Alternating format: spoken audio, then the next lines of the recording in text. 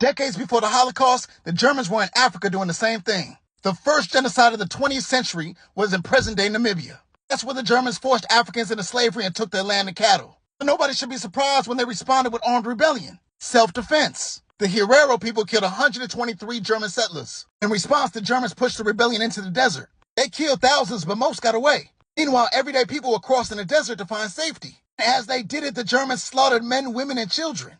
They shot them.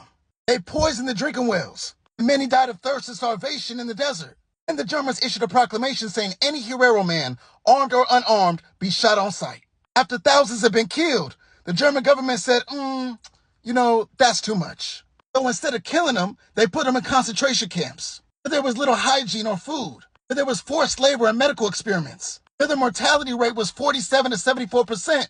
Despite the genocide, the Africans kept on rebelling. The Nama people waged guerrilla warfare for the next 2 years against the Germans. By 1907, nearly 100,000 Herero and Nama people were killed. And they didn't need a Hitler to do that. But what does reconciliation look like since then? In 2018, Germany returned the skulls it took to Namibia.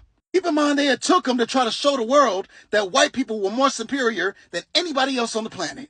You can't make this up. In 2021, Germany finally acknowledged that it committed genocide. How the governments are supposed to work together in some kind of way. Germany has agreed to pay $1.1 billion over 30 years towards development projects in Namibia.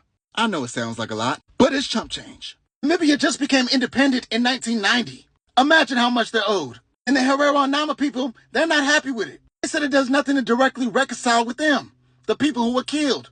And keep in mind, Germany spends 1.1 billion euros out of its federal budget annually towards compensating Jewish Holocaust survivors.